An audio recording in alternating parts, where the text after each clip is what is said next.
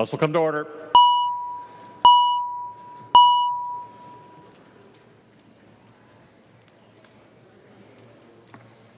Conference Committee reports on House files. Conference Committee report. This is the Cornish motion. Conference Committee report on House File number 470, an act relating to public safety.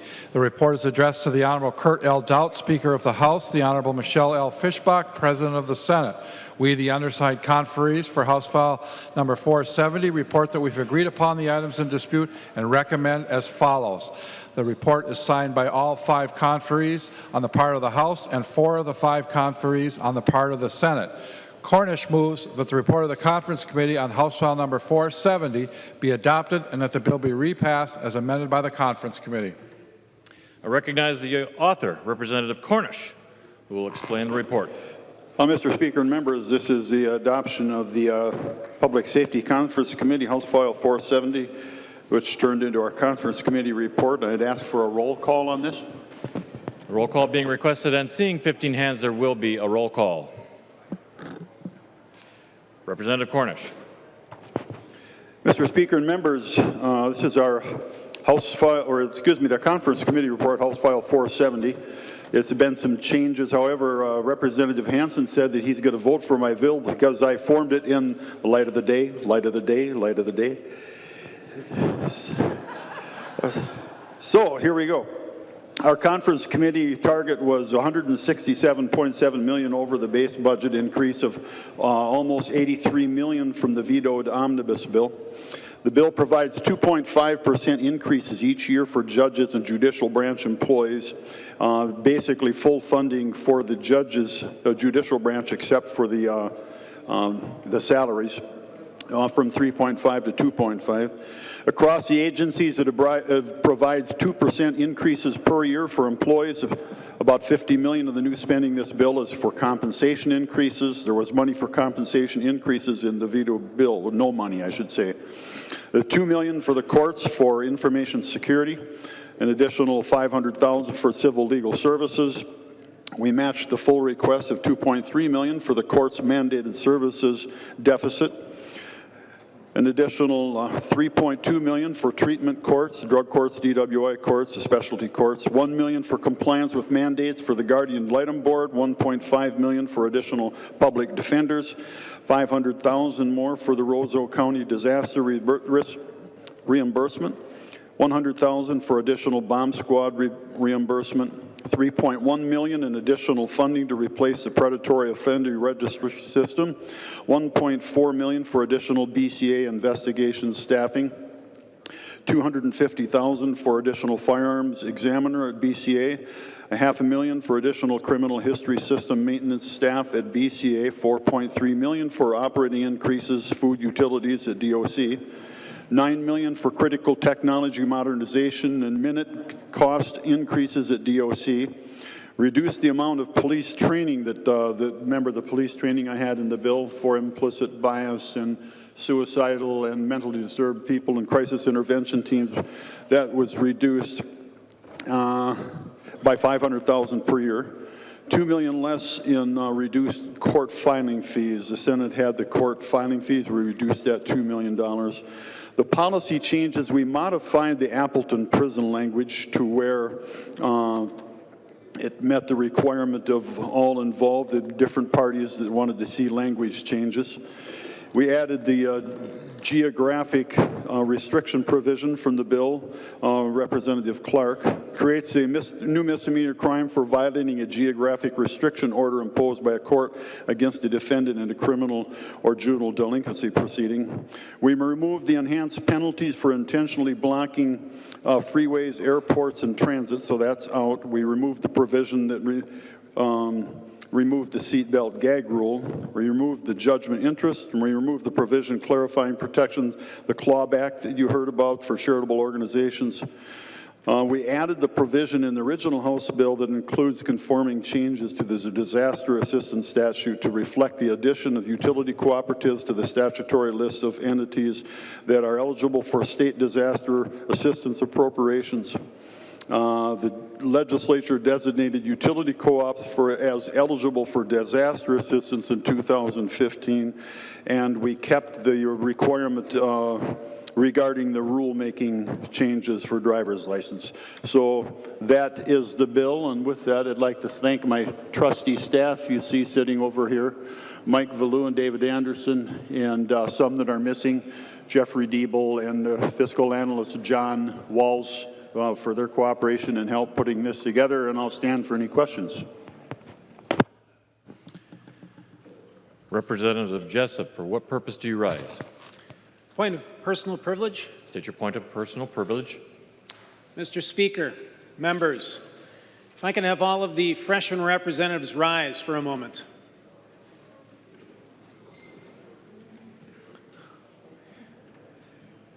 On behalf of all of the freshman representatives, we have provided some donuts in the retiring room. If you have not had some already, by all means, please go and enjoy. And I would like to just say on behalf of all of the representatives here, we thank you for the opportunity to be with you this first legislative session, and we look forward to its closure. Thank you.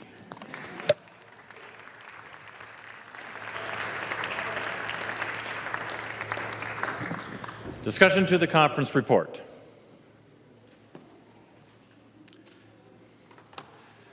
The member from Hennepin, Representative Hillstrom. Thank you, Mr. Speaker and members. Representative Cornish mentioned a few things that were not in the bill, and I wanted to mention a few additional provisions. Members, I did sign the conference committee report. In conference, I attempted to take the rulemaking language or the prohibition of rulemaking changes out of the bill, and that was defeated by the members of the conference committee. But there are a few provisions that are not in this bill that I think you should know about. Members, there was much discussion about solitary confinement. There's no language in the bill on solitary confinement, nor is there funding in this bill to deal with that issue. Members, the replenishment of the disaster contingency account, the way that is funded is if there is $10 million over the forecast at the end of the biennium, then the contingency account can have up to $10 million transferred into it. In the event there is less than $10 million over the forecasted amount, it can transfer just the amount that's over it. But in the event there is not additional dollars over the forecasted budget, there will be no additional money to replenish the disaster contingency account. Members, in the health insurance and for inmates, this budget pays for the current needs of inmates for insurance, and then for next year the department would have to come back and ask the legislature to fund the second portion of the contract. The department is going out for an additional contract, but in the event the legislature does not fund the new health care contract in the bill, that increase would not be available, and there would be a deficiency potential here. Members, in addition to those provisions, one of the bipartisan pieces that were put in this bill was police officer training and requirements that officers have some de-escalation training and some cultural competency training. That is funded for 4 years. However, at the end of that 4 years, there is no money for it. However, the language and the requirement is in the bill. So in the event future legislatures don't specifically fund that provision, that would be a mandate that then is not funded. So members, this is approximately in some areas about 2/3 of the governor's request in the bill. I understand that this bill was negotiated with the governor. I was not a part of those negotiations while I sat on the conference committee and went through these provisions. I do still have some concerns. Members, this bill is less bad than it was when it left. The Appleton language is in the bill. However, it is language that I have been informed the commissioner can live with. So members, I thought you should know that before you vote on the adoption. The member from Ramsey, Representative Moran. Thank you, Mr. Speaker. So I'm going to just speak really quickly and probably really short on this bill.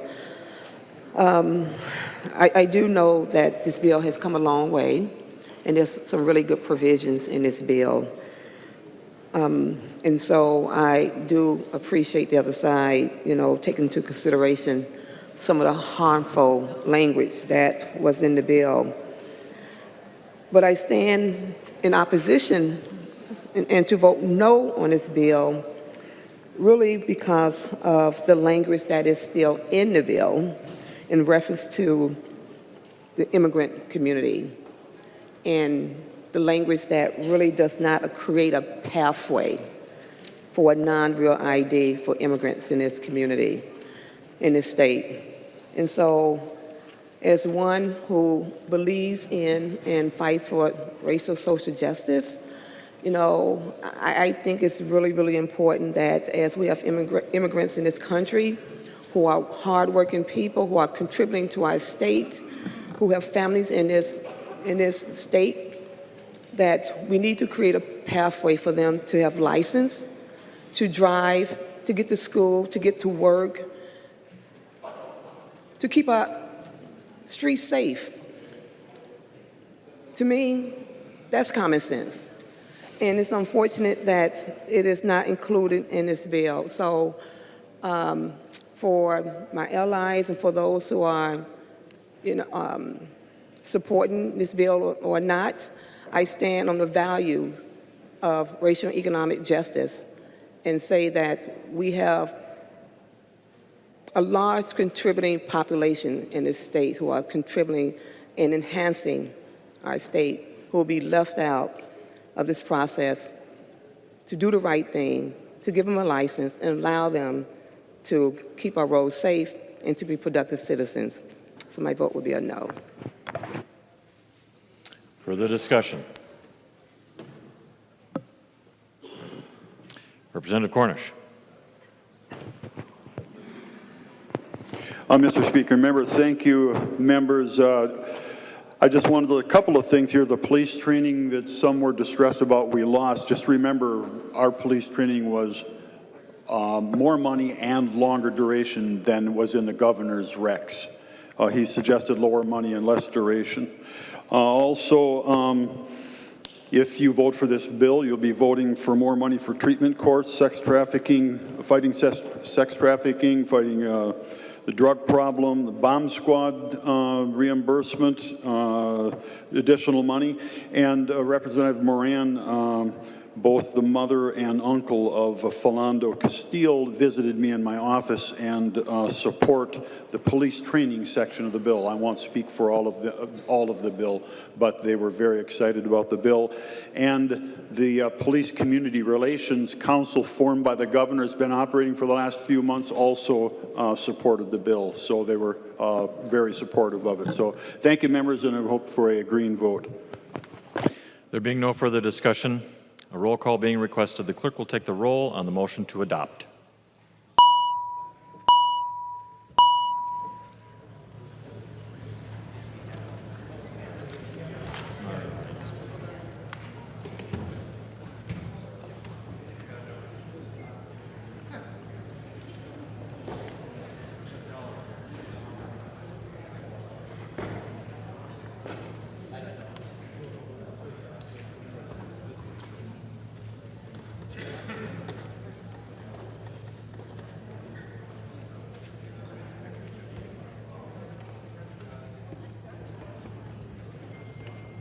Members, please vote.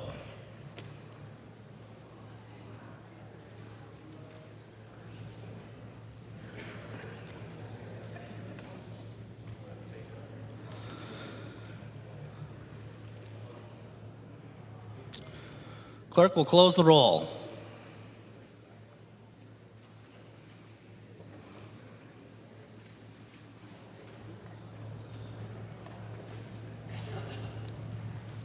There being 89 ayes and 38 nays, the motion prevails. The clerk will give the bill its third reading as amended by conference. Third reading, House Bill number 470, as amended by conference. Third reading as amended by conference. Discussion to the bill. Member from Ramsey, Representative Lesh. Thank you, Mr. Speaker. And Chair Cornish, I know you worked hard on this, but I have to tell you, in most of my experiences serving in the legislature, I've been really proud to say that the public safety bill has been relatively free of controversial topics. It's been mostly bipartisan. And I know in my experience that anytime that we do start to include controversial pieces, we end up with major issues that we have to come back on and solve those later on. So two issues that I'll speak to that are pretty controversial in this bill are one, the seatbelt gag rule provision, and two, the rule-making changes on driver's licenses. And I remember one of the major things that we did during those years of surplus is we passed the public safety bill early on. Even under Governor Pawlenty, there were several occasions where the public safety bill we passed way at the beginning of session, and we did not wait until it became part of the whole global deal negotiated at the end of session. That's because it was non-controversial, and everyone came together and agreed on it. But these two major areas, I use one, for example, the seatbelt situation. Representative Loonan's there. I'm not going to ask any more questions, Representative Loonan, don't worry about it. But, and I know I see Representative Knobloch's not here. But you got the young woman, I don't know if she's out of intensive care yet, up in St. Cloud, who was crashed into by a truck in exactly the same type of situation where the comedian Tracy Morgan was rammed into by a Walmart truck out in New Jersey, and Walmart blamed him. This is the kind of thing now that you're going to be able to do if you're an insurance company or a trucking company. You're going to be able to blame other people for the conduct that you did. And there's something wrong with that. And it became apparent that when we debated this bill on the floor, this provision on the floor in the amendment, and it failed, by the way, there were a lot of people that didn't quite understand that that's what's going to happen.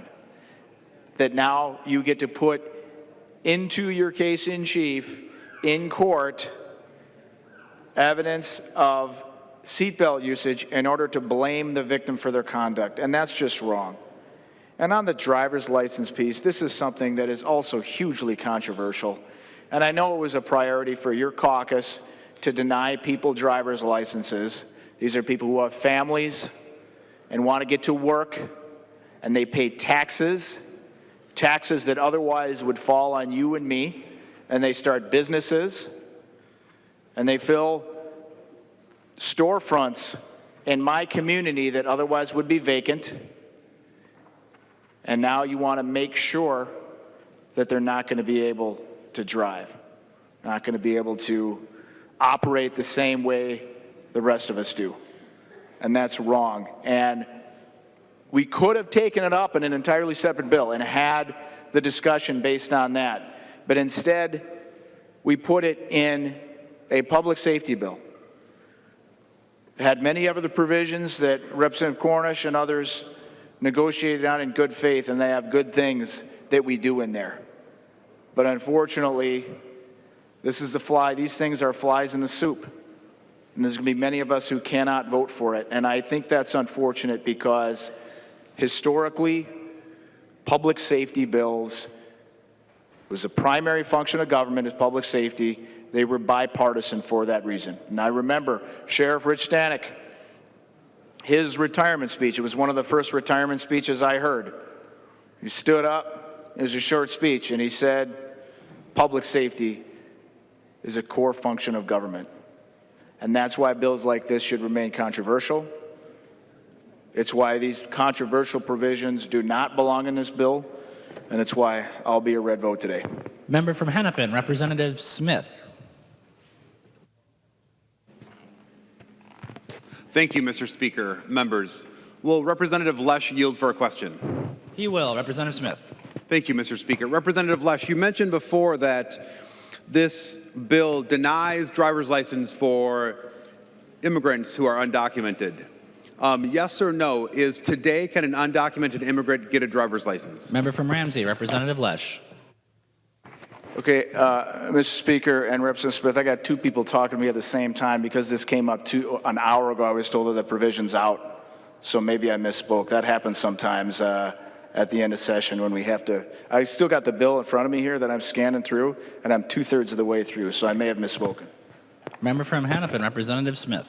Thank you, Mr. Speaker. Will Representative Lesh yield for a question? He will. Representative Smith. Thank you, Mr. Speaker. Representative Lesh, regardless what's in the bill, today, under current law, can an undocumented immigrant receive a driver's license? Representative Smith, you might have to ask that question a third time because I see Representative Lesh was being talked to again. Or not. Or yes, Representative Smith, give it a third try. All right, thank you, Mr. Speaker. Representative Lesh, you ready? Okay. Today, regardless what's in this bill, today, can an undocumented immigrant receive a driver's license under today's rules and law? Member from Ramsey, Representative Lesh. Thank you, Mr. Speaker. Representative Smith, you know, when we make rules around here, whether they're laws or whether they're rules, sometimes we fancy ourselves as dictating reality for everyone else in the world. Okay, so we think if people come here, let's say someone overstays their visa and they're here and they're a productive member of society, that somehow they don't exist. But they still do exist. They're still working, they're still driving. Now, I would also add two things. Since I began my talk here, I've gotten 4 different text messages from people saying it's out of the bill. So I think maybe we just want to step off this line of questioning. But if your question is on a theoretical basis of what's actually happening here, Representative Smith, I think when we set policy here in the Capitol, we need to recognize that there's a reality out there where there are families and there are jobs that need to be filled, and we also have that responsibility as legislators.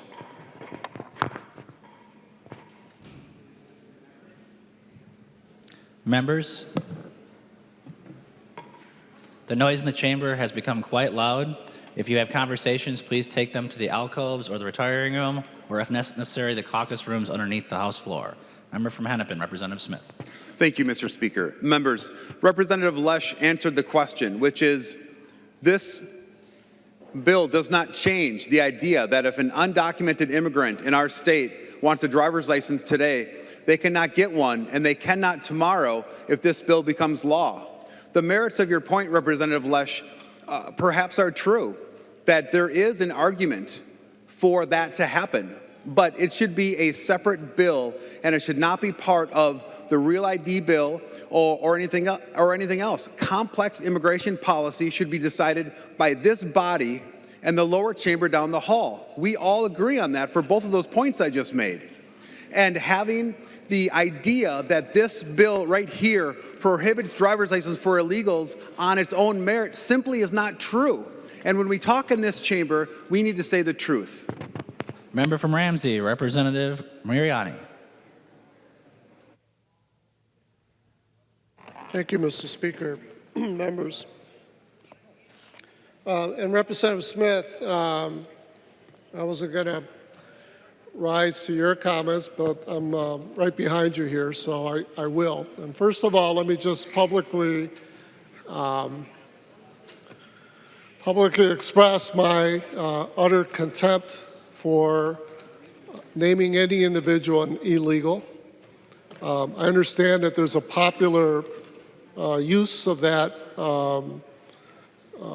word in describing human beings here in the United States and perhaps, I suppose, internationally. It's one of the, I would offer, it's one of the sins of our time that we would other people by using that term. I trust, because I've gotten to know you a little bit, you're a good man. I trust you rose to use that term because you've heard it. I would encourage you and others not to do that. We can certainly agree to disagree on issues related to immigration. In fact, most Americans do. But we should certainly always agree to describe others in terms that reflect the inherent human dignity that all human beings possess, granted by our Creator. And I would hope that we would center ourselves that way. Mr. Speaker and members, a little while ago, or a week ago, we passed a Real ID bill. There was a lot of descriptive language talking about that bill as a clean Real ID bill. Of course, what that meant was that the language that we have here in this omnibus bill have been removed, and any other language similar to that, so that we could focus on what needed to be focused on in terms of serving the people of Minnesota.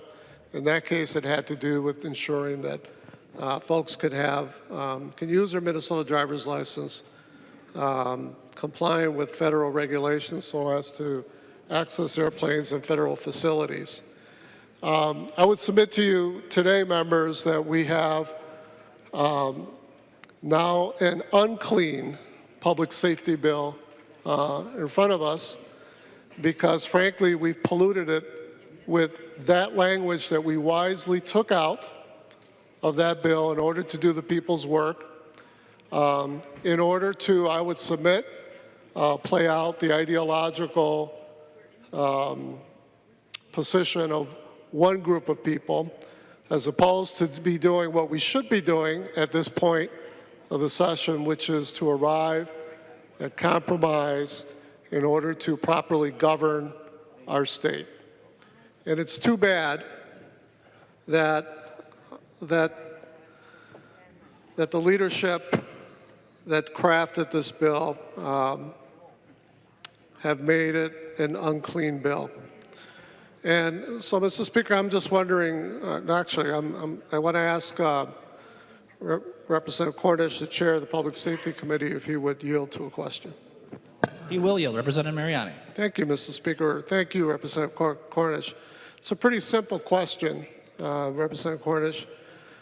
Can you share with members here in this body and the public whether you believe, whether you think that Minnesotans are safer, whether Minnesotans are safer when people who drive on our roads do not have not earned a driver's license to do that? Member from Blue Earth, Representative Cornish.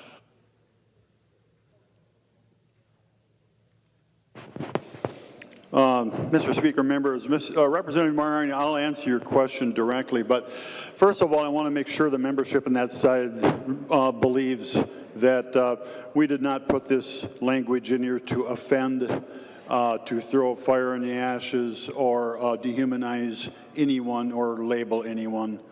This was a sincere effort. And Representative Mariani,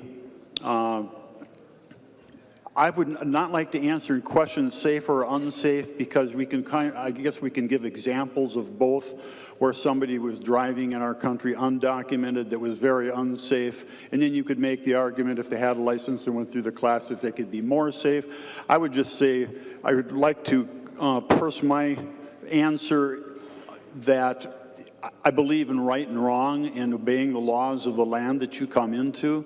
And if somebody comes into our country and is here as an undocumented immigrant or legal alien or whatever, the body would like to recognize them as, you have to obey the law of the land. And in here, those individuals can't get a license now, and this does nothing to change that. Rulemaking in general has always been a hotbed in the legislature in the 15 years I've been here, and more since you've been here. Sometimes we allow rulemaking, sometimes we don't, sometimes we have regular rulemaking, emergency rulemaking, and it's something that the state agencies sometimes have completely abused and ran away with the authority. And so there was talk concerning what might happen if they had rulemaking authority or not. So the purpose of this is kind of like the sentencing guidelines that went off the track. You don't know which direction these agencies are going to go. And it is a, I don't know what it's like in your area, probably completely different from mine, but in outstate Minnesota, I've seen some of the surveys coming back that you send out, and the population is very much against somebody driving without licenses. And so we looked at it as a common sense thing to get some control of it. And rather than unelected bureaucrats making such an important decision, we wanted that to rest with the legislature. And that's why it's in there, not to get a finger on somebody or label them or be mean-spirited. I just wanted to assure you that, Representative Mariani. Member from Ramsey, Representative Mariani. Well, Mr. Speaker and members, I'm confused. I asked a pretty simple question. I think most Minnesotans can tell you the answer to that question. Why do we even have driver's licenses in the first place? Why do we have a legal, a law, statutory expectation that any individual who wishes to drive on our public roads, that individual needs to earn that right by demonstrating competency in driving a vehicle? Competency that means understanding the laws, a willingness to abide by them, competency in terms of just the basic skills. Where's the brake pedal? What's reverse? This isn't complicated, members, but you heard a complicated answer here.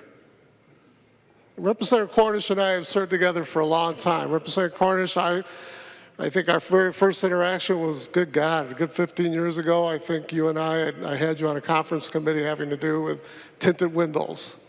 And you and I had a pretty good time of running circles around the senators. Of course, that's not difficult to do, right, members? And we came back with the House position. We obviously have the ability to work together and accomplish good public policy. Good public policy is not being accomplished, however, in this bill. And it's because we can't answer the very simple question of what the purpose of a driver's license is in the state of Minnesota. You know, perhaps there should be another bill. Perhaps there should be another bill that has this provision that answers all the legitimate issues that Representative Cornish just shared with you a few seconds ago. But this bill is about public safety.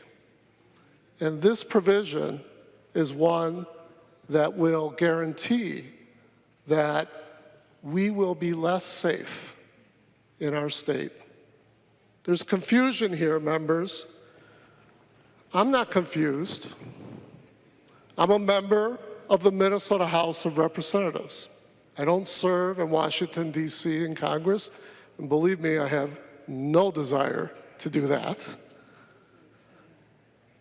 It's not my job, unlike Congressman Paulson's job or Congressman McCollum's job, to protect us from Russia. That's not my job. That's their job. It's not my job to approve international trade deals. That's Senator Klobuchar, Senator Franken's job. That's what they do. It's not my job to pass immigration laws. That's Congressman Tom Emmer's job. That's Congressman Tim Walz's job. My job is the same as your job. That's to make sure that in Minnesota, we have a safe place, that our roads are safe. And one of the ways in which we do that, we do it in a number of ways, is to ensure that everyone who drives on these roads have earned the right to do that by demonstrating the ability to do so safely. Which is another way of saying that anything I do that creates a vacuum where folks are going to drive on those roads without a driver's license is a dereliction of my duty to the people of Minnesota, because it makes them less safe. It not only makes them less safe, as we talked about when we had the real ID vote a few months ago, it also makes our state less prosperous.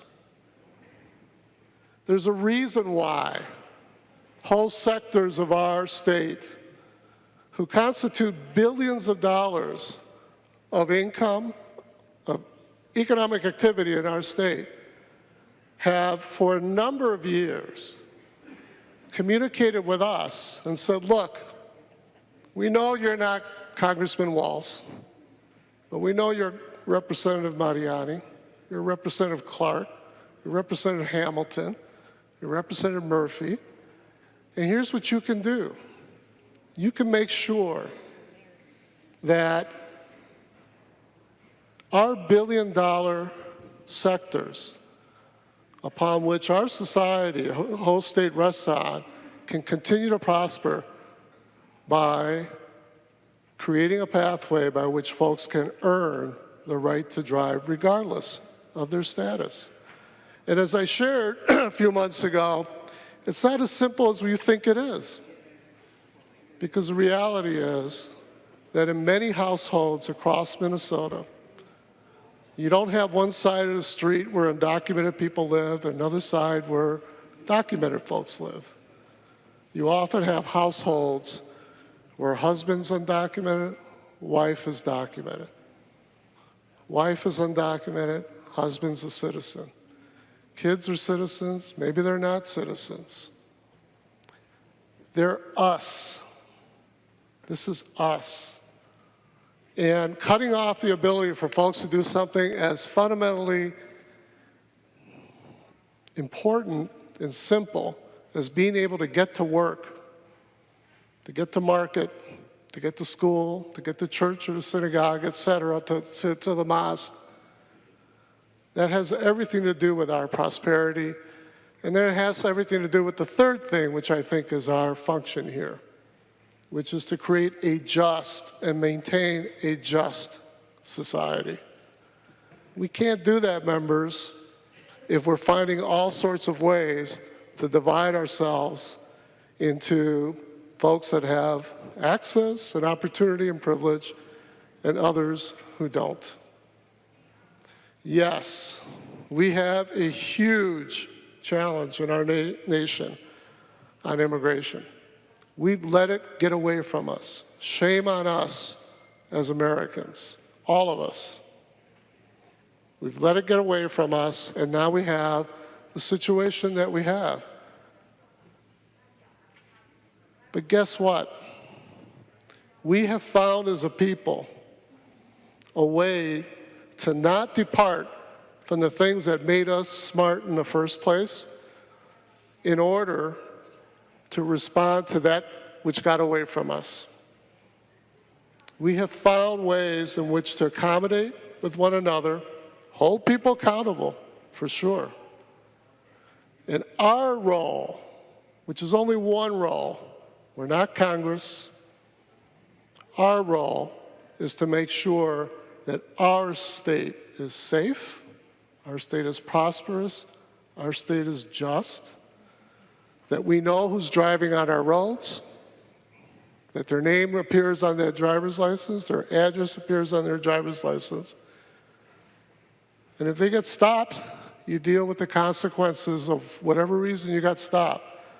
But our purpose is to make sure that we minimize the ability of any one of our roads to hurt any one of us, to run stoplights, to barrel through school districts, school zones. That's our role.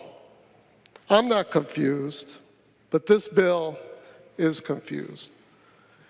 And the irony is that the whole reason, the whole way that we even have a rule right now is because we had a governor who bypassed you, who bypassed me, who bypassed us to create a rule, didn't bother to ask. Representative Nelson, you think the state will be safer if I create an ability for a whole group of folks that never got a driver's license? Never asked Representative Nelson. Never asked Representative Erdahl. Representative Carlson never asked. I take that back. He actually came to the Minnesota Senate, and the Senate said, no. Our job is to keep our roads safe. So then he went through expedited rulemaking, not asking us, not even asking the public, expedited rulemaking. And the law judge said, wrong way to do that. So then he had to go back, regular rulemaking, and after a year and a half, maybe 2 years from the beginning of all this, an exhausted, distracted public, he implemented the rule. We didn't do it. So Representative Smith, Representative Lesch's answer to you, and it was clever the way you asked it, law, rule, because there is a difference. And the difference is we didn't act. And the irony is that the language before us is to validate that action of a previous governor who bypassed us. But the deeper irony is that it will all result in making us less safe. Members, I think there's technical, I'm not an attorney, but I've been speaking with a few. I do that occasionally. And I think you've got some technical issues here in terms of the ability for us to actually actualize real ID the way this language is constructed. And I know the constructors, try to cleverly carve out the tier 2 from the tier 1, but I suspect the commissioner at some point will probably need to come back here and say, you know what, I can't do that tier 1 federally compliant provision unless you guys act. That's not the way, that's not what we told the people of Minnesota when we passed the Real ID bill. So there are technical issues, I believe, that have not been carefully vetted, because we've done this in a conference committee at the end of session, which may put the Real ID in jeopardy. There's the irony of sticking more into concrete in action by a previous governor that bypassed all of us. And most importantly, we're being asked to make our roads less safe. Make no mistake about it. That's what this vote is about. Yeah, there's lots of other things in this bill. Should have thought about that. Shouldn't have tried to coerce action that we should be having much more careful deliberation in order to properly fund our courts and our corrections. That's why we stripped it out of Real ID in the first place, because those two didn't go together, and neither does this language with all the other things in this bill. So members, we're a better body than what you have before us in terms of a process and a construct of this bill. But more importantly, we're better people than what this bill, this language, is doing. I would urge you to vote no. Member from Hennepin, Representative Hornstein.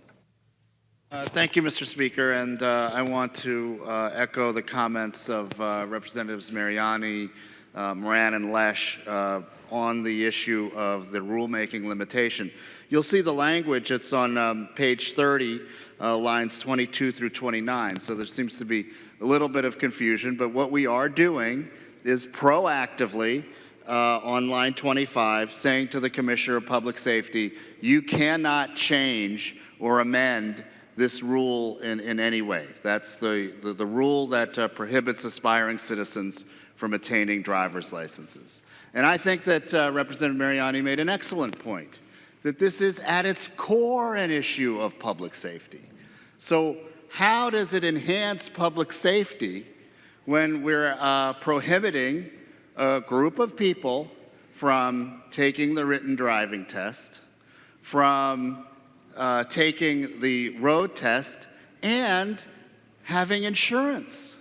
We have tens of thousands of aspiring citizens that are living, working, driving, going to school, going to work, paying taxes that have not done these, accomplished these three things that we ask of people when they drive.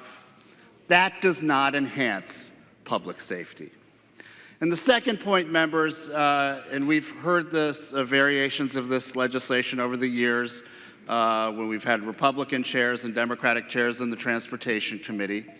And what struck me in those hearings are that many of our commodity groups, chambers of commerce, have said very clearly that it's important to them that aspiring citizens have the ability to get a driver's license because they understand the important economic development goals that are enhanced by having immigrants and aspiring citizens having a driver's license. So members, this is a very, very divisive, very problematic, several lines. It's only 5 lines.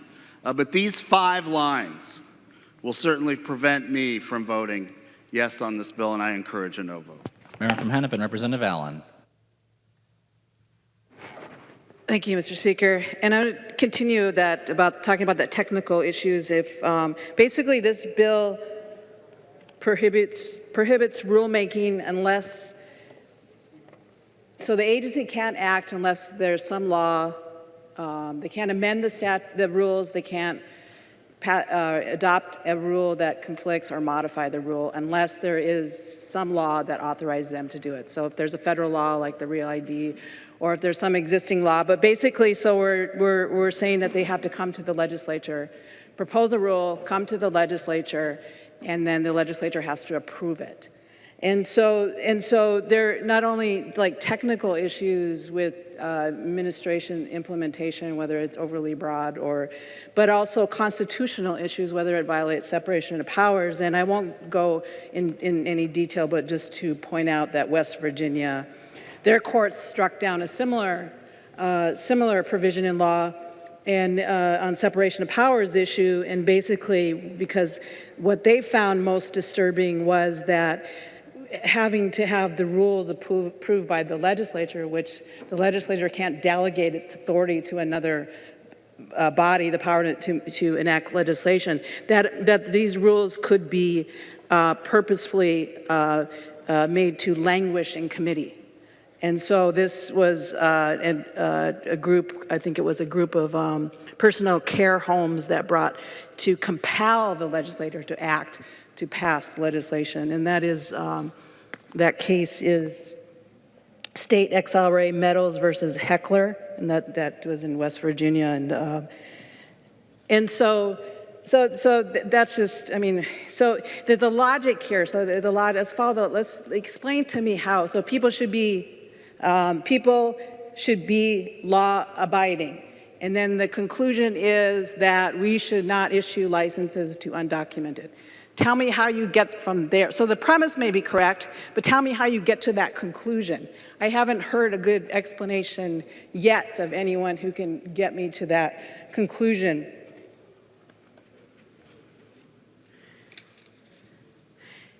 Another thing we don't talk a lot about here, again, is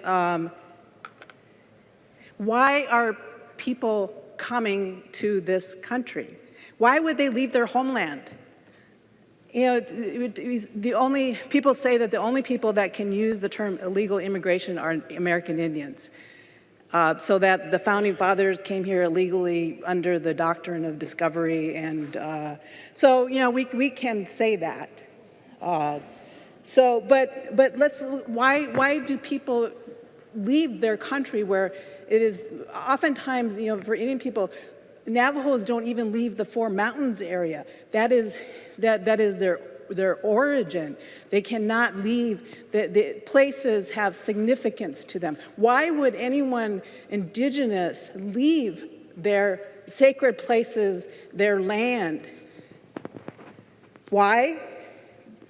they may be escaping sexual violence, domestic violence. They may have been forcibly removed from their lands.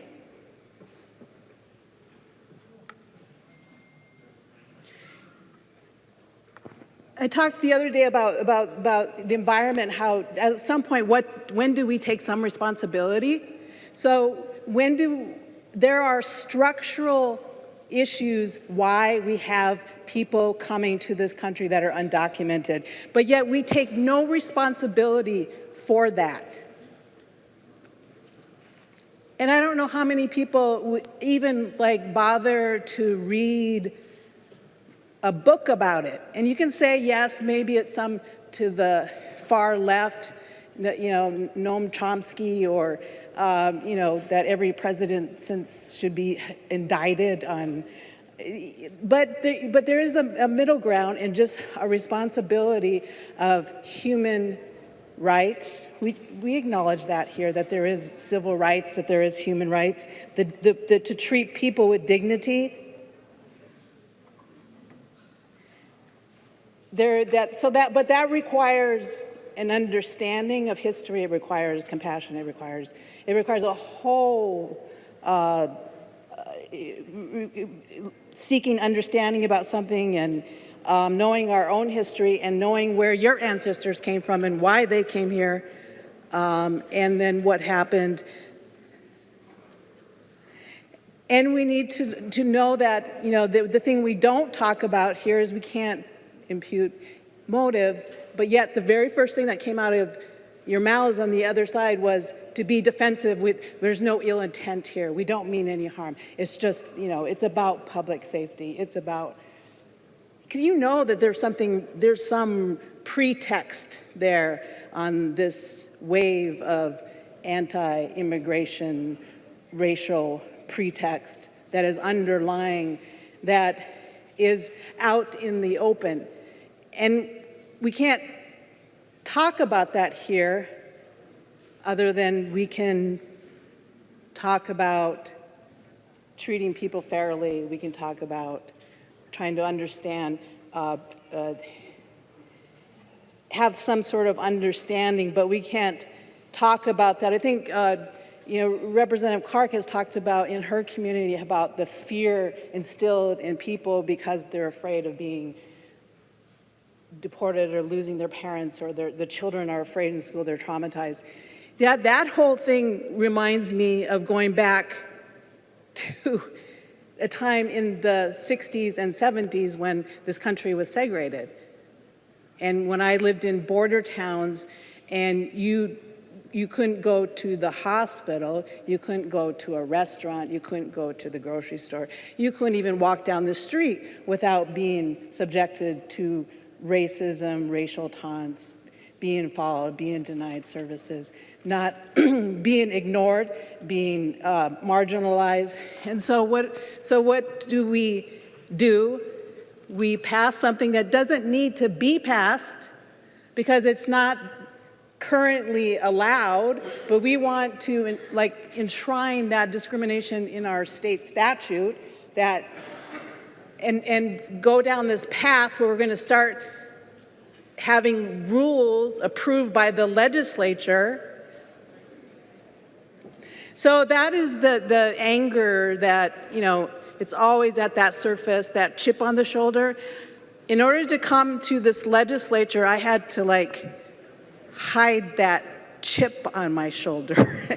I had to leave it at home before I come here. I had to do that. That took me 40 years to do that. To not walk around with that chip on my shoulder, not to be angry all the time. But at some point, it is a process, and it's okay, well, I'm from a safe district. I got 98% of the vote, so I can vote against this matter of principle. But if I was in the majority, this wouldn't be in the bill, so then I could vote for it. but we'll make progress when those that are in those swing districts can vote on something where they're not going to be painted into a corner or to some sort of lit piece that pins them on, gotcha on something that's in this bill. So that is what we're striving for. When there are people who there can be some sort of voice of reason in here and not just ideology and because you can get away with it. Member from Washington, Representative Detmer. Thank you, Mr. Speaker. And there's a couple parts of the bill here I just wanted to emphasize here, and most of you can go and read for yourself. But one piece of legislation was the de-escalation training that was already mentioned, and I know Representative Driscoll carried this the last couple sessions. And this is training for our fire departments, our police officers, our personnel, county, and different law enforcement, and how to deal with many times our veterans that are having some issues with the law. And this is, excuse me, this is important training that these men and women go through. In fact, I sat through one of the courses that took place in my hometown, and there was county officials there and city officials, fire department people there. And this is important training. It's a statewide training that goes on for our law enforcement. Another piece of legislation that was carried by Representative Howell, that both these pieces of legislation came through my committee, the Veterans Division, is impersonating a military service member or a peace officer. This has been a real issue that we've seen in the last couple of years. And again, this is a piece of legislation that we can deal with now legally and hold these people accountable for their actions. So thank you, Chair Cornish, for adding these two things to your bill. Thank you. Member from Hennepin, Representative Carlson. Carlson L., my apologies. Yeah, these days we do have to distinguish, but at one time there were 4 or 5 of us here in the body, including one that was a future governor, Arnie Carlson. But I wanted to comment a bit. This is a public safety bill, but in my view, we're going in the wrong direction. And from time to time, the question of undocumented residents or immigrants and driver's licenses would come up at town hall meetings that I would have or visiting with various constituents.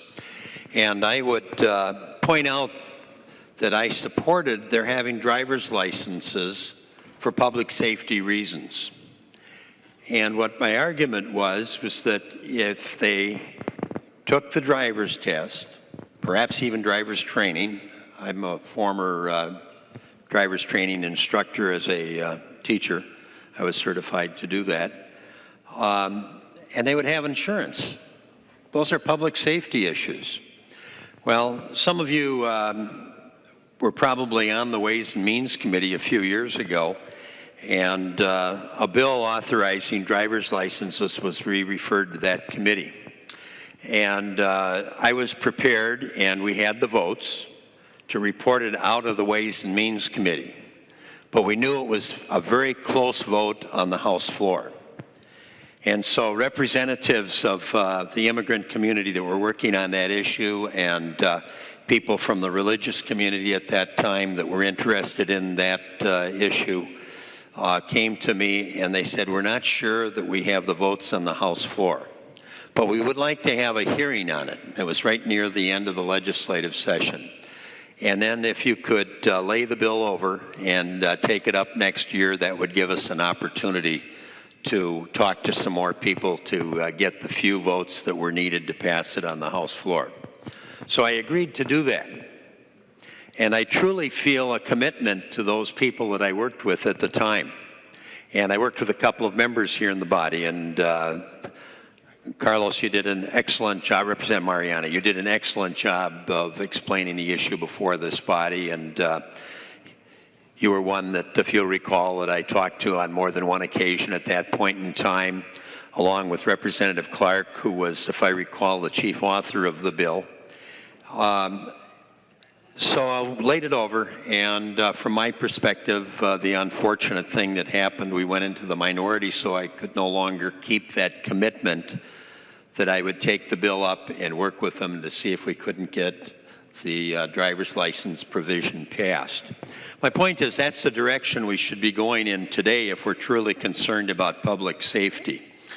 The other thing that I'd like to point out, and it's a story, and I mentioned it to some of my colleagues earlier today, but I remember one young woman in particular, and I talked to her several times. She was here continually working on that issue, and one day I met her after we had adjourned as I was leaving the chamber, and she said, "Representative Carlson, I want you to know something." She said, "I'm not working on this issue for me."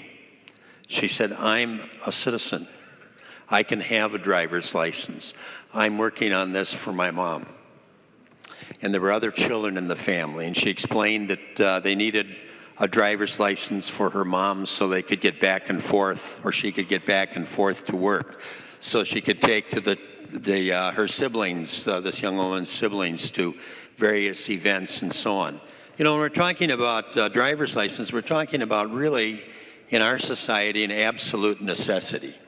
And so I go back to the public safety aspect of this and wanting to make sure that people have perhaps taken driver's training, as I said earlier, that they've taken the driver's exam and that they have insurance on their automobile. That should be in the interest of everybody in this body, to make sure that we have that kind of safety on our roadways.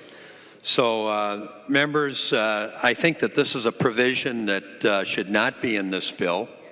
If we're addressing the issue, as I said earlier, we should be going in the other direction and making sure that we provide the opportunity for driver's licenses, quite frankly, for everybody's own self-interest, and that's safety.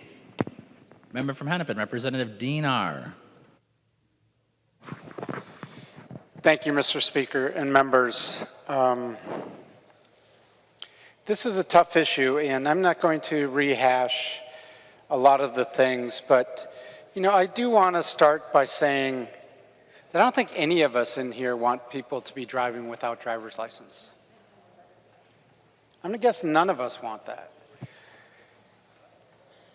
But at the same time, this language in the current statute that's in place doesn't allow our neighbors, the people that work in our communities, to have the ability to get a license. And I was really confused, and I just don't really understood what this means when Chair Cornish says that there was a sincere effort to include this in the bill. I don't know what that means. And the reason that I don't know what it means is it goes to what Representative Smith said when he asked Representative Lesh a question.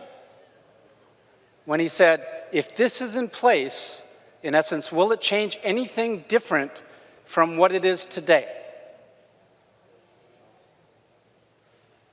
And the answer, of course, is no.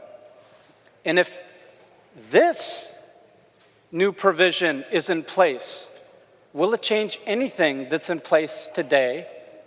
The answer is no. And I didn't go to law school, but I'm guessing if the counter argument to you is the same argument you just made, that's a really weak argument. Lawyers, I don't know. You know, boy, you know, when people get passionate and they say things in this room, they often say some things that they may regret, but it might be what they truly feel. And when I heard someone call people illegals, totally offended. I'm hoping that all of us were offended when fellow human beings were being called illegals, because we know what that's about. That's about separating us. That's about taking a group of people and saying they're not as valuable as we are. And you know, when we keep people in fear of their neighbors, it helps us kind of do what we want to do. It helps us sometimes win elections. And I'm not so sure that that's our job here. You know, the demographics and the way Minnesota looks is changing. It's been changing significantly over the past 30, 40 years. And when I say that, I also want to make it clear that we've had many Latino and Hispanic folks that have lived in southwest Minnesota for decades and decades and decades.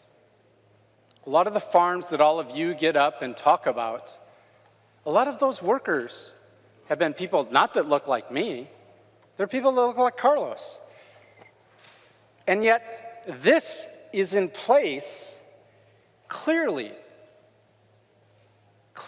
because there's a mean spirit behind this. I don't know why else this would be here. This doesn't have to happen. And, you know, currently we have a state that's roughly 85% white. I mean, that's the demographics of our state. Now, 20 years, that's going to be different. And I'm wondering if things like this are put into law in our state to try to tell other people that they're not welcome here. Because, you know, we like our state 85% white. And we want to keep it that way. We should be inviting folks into our state. We should be embracing the people that are making our state one of the greatest economies in the U.S. And instead, we put in things that demonize people. And when I woke up this morning, I actually thought there might be a chance that we could have a bill that all of us could vote on. But I don't think this bill is that bill. Members, I ask that you vote no. Member from Hennepin, Representative Flanagan. Thank you, Mr. Speaker. So we can get cute about the language, what this bill does or doesn't do, but I want to talk about the spirit of this provision, which is to prevent undocumented people from attaining driver's licenses. As an American Indian person, much like my colleague Susan Allen, I have unique perspective on immigration. I also have a perspective that is built on my faith. And my faith tells me to welcome the stranger. This bill does not do that. As a mom, I know that I would do whatever it took to provide for my little girl. Many of you whom saw crawling all over the place yesterday, I would move mountains for her. And that is what moms and dads all over the state of Minnesota try to do for their kids every day. And having access to driver's licenses, as a mom, that's what I want to keep my kiddo safe, to keep our family safe on the road. I want people to have auto insurance. But the core of this is to make sure that we are staying true to our values as Minnesotans. And those values tell me that we value hard work, we value families, and we reject policies that seek to divide us. So this bill, this provision specifically, it's cruel, it's mean-spirited, and it's anti-family. And I'm going to vote no. Thank you. Member from Cottonwood, Representative Hamilton. Thank you, Mr. Speaker and members. You know, Representative Mariani, we need to do better, you and I, not only educating our colleagues, educating our friends up in the gallery, educating the folks that are watching this at home. You know, think about this. I was invited down to the city of Worthington to the Southwest Crisis Center. Wonderful, wonderful people that'll help men, women, and children who have been abused, raped, sexually assaulted. And as I was sitting there listening to the stories of the survivors, the very brave women who have been assaulted, 2 women came walking through the door. They come walking in, both of them were Latino. They sat down, and as we were talking, we did have a translator, and as we were talking, one of the women started crying hysterically, shaking. She could hardly control herself. The wonderful people working at this center, they consoled her, and once they were able to get her to calm down, she shared her story. That day, she told her friend at work that she was going to drown herself in the lake located in the middle of the city of Worthington because a man has been breaking into her home and raping her repeatedly in front of her child. The reason that she would not bring it up to law enforcement is because she is undocumented. She is a wonderful person. She has a beautiful child. Her friend said, because she saw a poster at work, said, "Call this number or I will take you to this crisis center. You have to go there." It happened to be the day that I was sitting there to witness it myself. There are so many issues pertaining to immigration. We must have a thoughtful, constructive discussion, one with dignity, to address this issue. It's bigger than a driver's license. I was talking to my new friend, Florenzio. He was a farmer down in Mexico. He said, "You know why I'm here?" He said, "NAFTA." I said, "Florenzio, I'm a farmer. NAFTA was good for us." He said, "You're right. For you, it destroyed us in Mexico, in Guatemala, down in Central America. We caused this problem." When I say we, I'm talking about legislators caused this problem. With the passage of NAFTA, it did not match up with the needs when it pertained to immigration. We had businesses here that started to prosper and flourish, but we did not have the employees to fill those positions. You had individuals down in Mexico, Guatemala, and other places that now needed a job and couldn't find work and did not have a legal venue to get here to the United States where the jobs were. And now all of a sudden, they're the criminals. When you listen to the rhetoric and people are talking about the rapists and the drug dealers and the human traffickers, you know what? There are people out there like that, but it's not the majority. The individuals that I have met, I would be proud to be their neighbor. I'd be proud if they were my neighbor. And if we had a venue, such as the driver's license, a venue where they could come in and be fingerprinted and background checks and have a driver's license to where they no longer have to live underground, and we were able to bring them to the surface, they would be on the front lines working with us to point out the true criminals, the ones that are sexually abusing our children, that are bringing drugs into this country. They would be working with us. All we have to do is extend open arms. That's it. Representative Mariani, I challenge you, my friend, to keep doing what you're doing, and I will as well. I'll challenge everybody up in the gallery. Please have an open mind. Get to know the folks that we're talking about. Go back home and visit with your constituents. And then you take a look at the national debt. If you think that we can tax our way out of it or cut our way out of it, you're delirious. We have to grow our way out of it. And we can do that by embracing immigration. We're dealing with wonderful, wonderful people here. And this is one reason I really want to vote for this bill, but I can't. I've been fighting extremely hard on the driver's license issue. My legs are starting to give out, I'm sorry. Fighting extremely hard for the driver's license issue.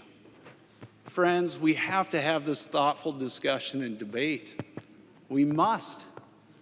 We owe it to the people, and it's about dignity. Thank you, Mr. Speaker. Member from Ramsey, Representative Murphy E. Thank you, Mr. Speaker, and members, and Representative Hamilton. I'll share my legs with you and stand with you. Over the weekend, my daughter Anna got married at a church in Minneapolis, in a sacred place, a church. I have had the good fortune in my life to, in my professional career, spend space and time in sacred places, seeing the birth of a child who isn't my own in the operating room, bearing witness to someone who is at the end of their life, and watching the end of that life go to the next place, a sacred space in a hospital. And of course, in the church this past weekend with my daughter, and here in this place that I have always believed to be a sacred place, the place where we are doing the good work for the people of Minnesota. A few years ago, I was in a church in Minneapolis. I was with then Speaker Thiessen, with Minnesotans who were asking us to take action on the issue of driver's licenses. And they were Minnesotans that had come from different parts of the world, and I'm certain some of them were not documented. And in that church on that day, I gave my word that I would work with them to make sure that they could earn a driver's license here in the state of Minnesota, and my word is good. And so I won't be voting for this bill today because you're going to make it harder by this action for that to happen. And I've heard many of my colleagues, now both sides of the aisle, talk about the public safety interest in making sure that people have a driver's license. But I think there's something more important, at least to me, in this sacred space to call out on this action today and this piece of legislation. And that is the insidiousness of the reach of politics into this body. I was with Speaker Bob Vanasek about a week ago, and he was commenting on how much the legislature has changed from when he was the Speaker of the House, how very political it has gotten. And when I think about this legislation and the good, the raises that people who work in corrections will earn as a result of this becoming law, and working people in Minnesota have earned that raise and they deserve it. And I thank you for that work. This provision doesn't need to be in this piece of legislation, and I am looking for the day when this sacred place turns its eye again to the better angels of ourselves, and we focus our energy instead of not on the next election. And let's be clear, this provision is going to right itself in terms of the next election. That's what it's about.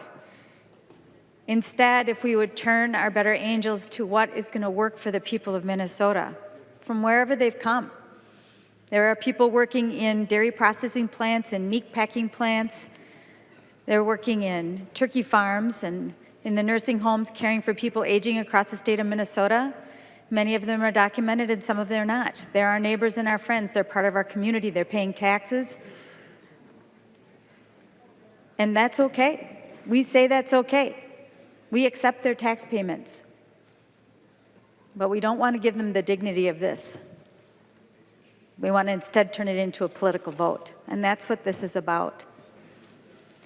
So I will say that I long for the day, and I know I'm not alone in this, that this body becomes again a place that is about solving the problems for Minnesota, even when they're hard, even when we have to take a risk, to take a vote that we'll have to go back and explain to the people that we represent why it's important that we do it. And in this vote today, we are shying away from that. We're stepping away from that for the sake of the next election. But we're going to hurt people by doing it. I gave my vote in a church a sacred place. I'm going to execute my vote here a sacred place. I wish you'd join me. Please vote no. Member from Olmsted, Representative Liebling. Mr. Speaker, members, a lot's been said about this provision in the bill that is so troubling to so many of us. And Representative Hamilton, thank you. You have a way of really touching me, and I know you touch a lot of other people, the way you have of expressing what really is going on here.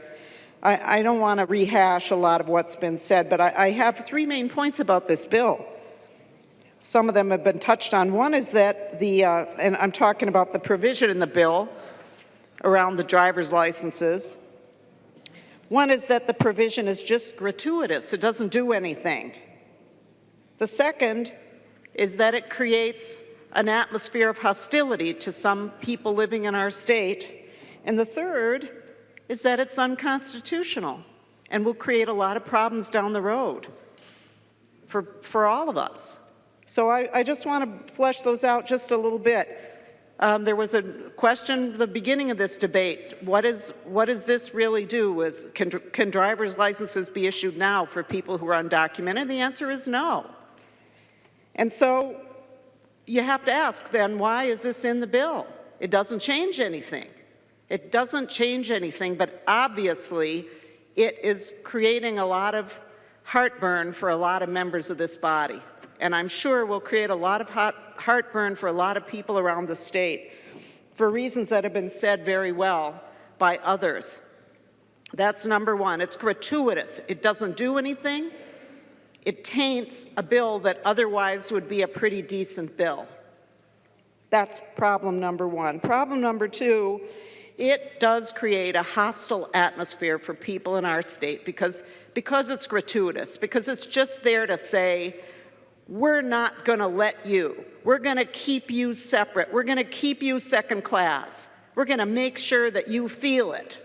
That's what this provision does to people in our state that were described by some of my colleagues that are just people like us that were born in a situation that have had to make different life choices perhaps than some of us, but who are just trying to do the right thing for themselves and their families.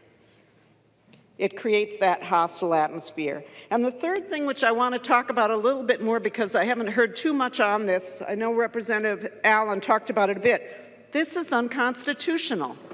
This is another separation of powers problem. What you're doing is saying that the legislature has to change, that the rulemaking can't be done by the agency that is given the authority to make the rules. That the rules can't be changed unless the legislature approves the rulemaking. And that confuses the job of the legislative branch with the job of the executive branch. And that is unconstitutional.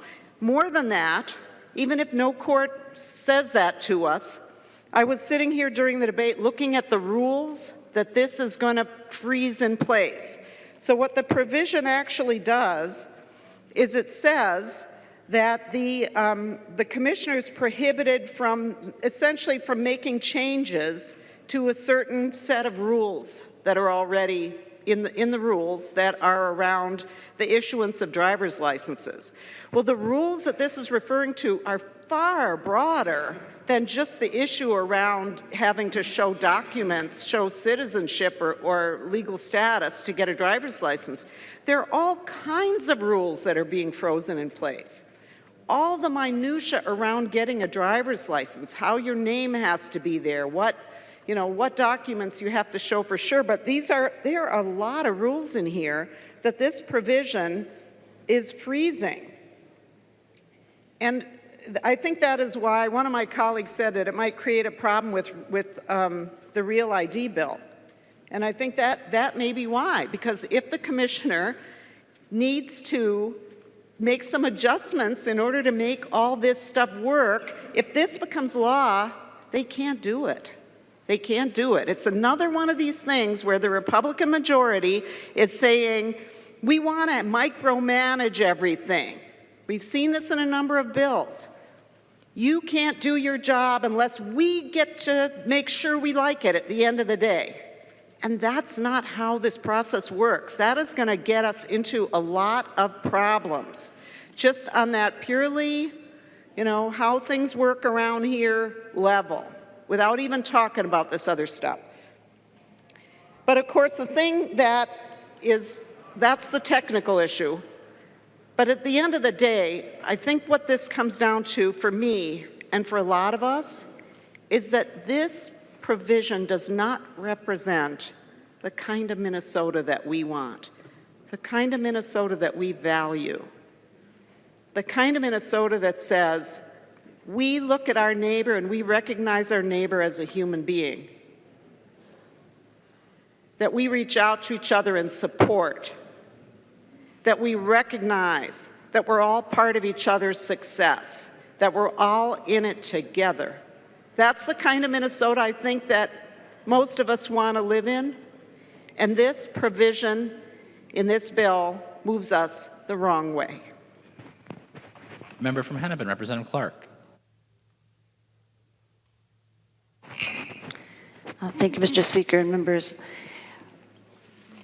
Well, I didn't know that today, on our final days at the legislature, would be our day to debate driver's licenses for many Minnesotans who need them and are not allowed to get them, but I guess this is it, so we'll go forward. I do want to point out that as was requested by my Republican colleagues, we did submit a separate bill, House File 541. I submitted it January 26th to do this as a separate piece of legislation. It's been mentioned by several speakers, like, why aren't we doing this separately? I tried. The bill is there. It went to the Transportation Committee. A request for a hearing was requested at least once, maybe twice, no hearing. So here we are today, one of the last days of the session, dealing with this issue. But just remember, we have been trying to bring this up.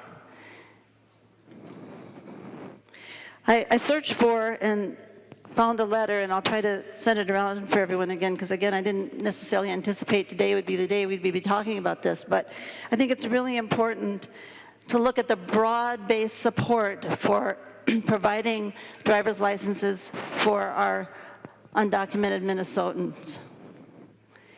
The letter that was written to us, the first one I have is 2014. It's been adjusted a little bit, just as the legislation has been adjusted a little bit, because remember, legislation providing the right for our Minnesotans who are undocumented to have driver's license passed the Minnesota Senate 3 times.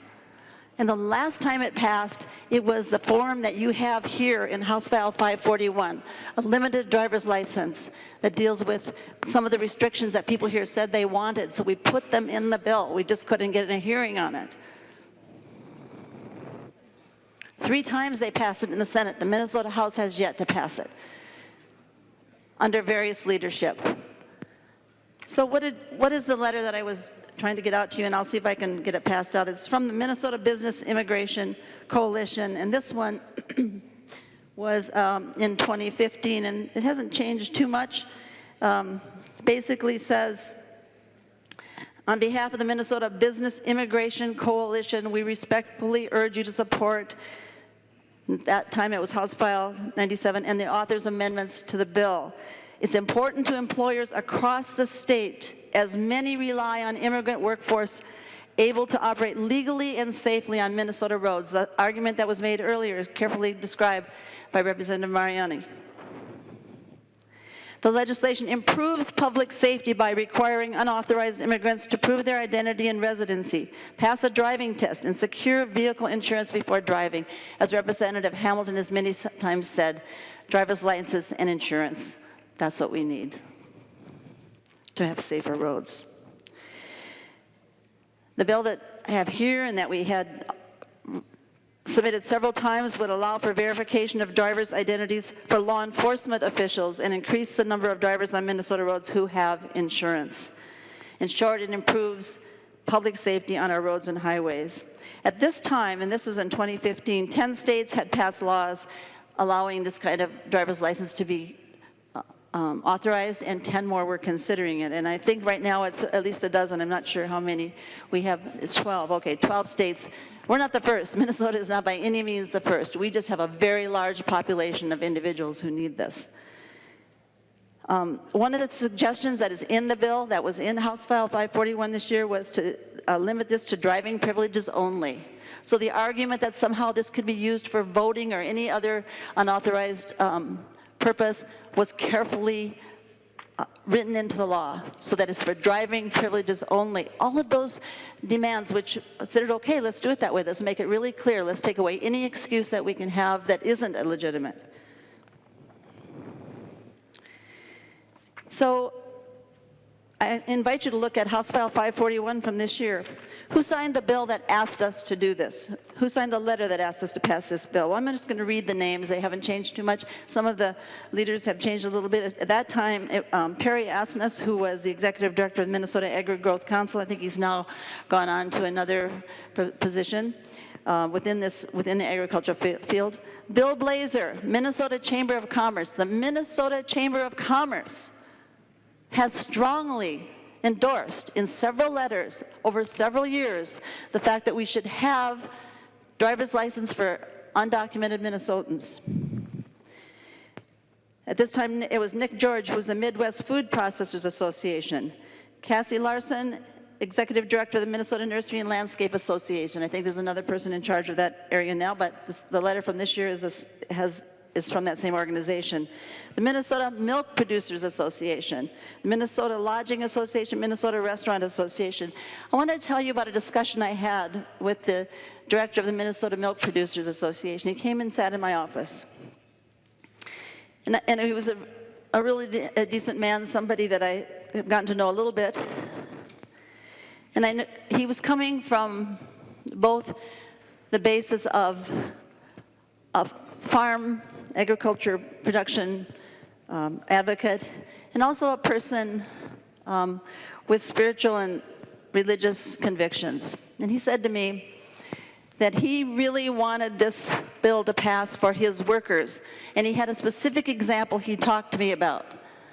And the bill I'm talking about now is not the bill before us. The bill I'm talking about is the bill that would provide driver's license for undocumented Minnesotans. He said, I want that bill to pass. He said, one of my farmers was driving through town the other day and got stopped for a tail light that was out. And he is risking deportation. I can't afford to lose my workers, my good farmers in my industry. He said, my truck that I drive, my pickup, is in much worse shape. It's just a claptrap, never been stopped. He said, I can only understand that this guy was stopped for driving brown. These are the words he used, not mine.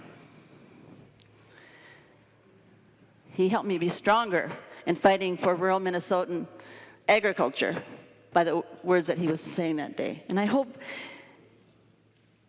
you will, those of you particularly who do represent rural Minnesota in the agriculture sector, think about that. I want to tell you that for myself, I think also about the people I represent in the inner city. People who need to drive to work, because sometimes, although they might live behind me on the alley, they work out way out in one of the suburbs. They get up, my neighbors get up like 4:30, 5 o'clock in the morning and go out to work, and they're doing that work sometimes because they have to take a bus. When they can drive, they're doing it illegally. And one of the stories that is so concerning to me is from one of the teachers in one of my public schools just down the street, not too far from where I live. Last year, she told me that she was having trouble right after the election with some of the little children, Latino kids, who were having a hard time. Some of them were skipping school, or when they were coming, they were all upset and they weren't able to concentrate. And what was going on is when she finally got to talk to them, they said they were very worried to leave their mom and dad at home, because when they did, they didn't know, because of what they saw on TV or heard about in the news, And children are very smart and tuned in to what happened in that last election in terms of some of the rhetoric. They were worried that when they went home, their parents wouldn't be there.